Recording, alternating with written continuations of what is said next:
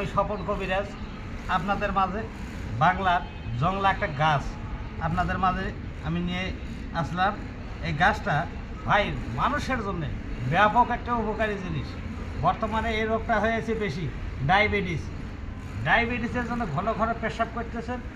যারা পেশাব করতে করতে পেশাবের সাথে সুপার পাসার হওয়া যাচ্ছে, কিন্তু গায়ের রক্ত পাইসা হওয়া যাচ্ছে। ইনশাআল্লাহ আপনার টাকা দিয়ে ওষুধ কিনে খাচ্ছেন, হাজার হাজার টাকা দিয়ে ওষুধ কিনে খাচ্ছেন, গায়ের মধ্যে ইনজেকশন মারতেছে, কাজ হচ্ছে না। এই গাছটার নাম হলে তেলা কচুর গাছ। আর শাক খায়, শাক মানুষ ভাজি করে খায়। এর নাম হলে তেলা কচুর গাছ। এই দেখেন গাছটা দেখেন, এর শিকড় শুদ্ধ। একেদিন দুটা গাছ তুলবেন, তুলে আদা 100 গ্রাম পানি 100 গ্রামের মতো রস করে খাবেন। রাত্রে খাওয়ার 1 ঘন্টা আগে বাসি পেটে এবং সকালে বাসি পেটে একবারে 100 গ্রাম পানি ওয়াশ করে খাবেন।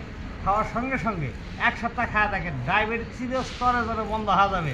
ভাই যদি ভালো লাগে লাইক দেবেন, কমেন্ট করবেন, শেয়ার করবেন। আমি স্বপন কবিরাজ। ইনশাআল্লাহ এই গাছটা কিন্তু তেলা কচুর গাছ। বাংলার মানুষ টাকা দিয়ে ওষুধ কিনে খাবো, কিন্তু গাছ খাবো না। কিন্তু দেখা যাচ্ছে এই গাছটা অতি সহজ গাছ। ভাই যদি দয়া করে খান, চিরস্তরে ডায়াবেটিস বন্ধ হয়ে যাবে। ভাই কত মানুষ মারা যাচ্ছে। আমি আপনাদের মাঝে এই গাছটা তুলে ধরলাম।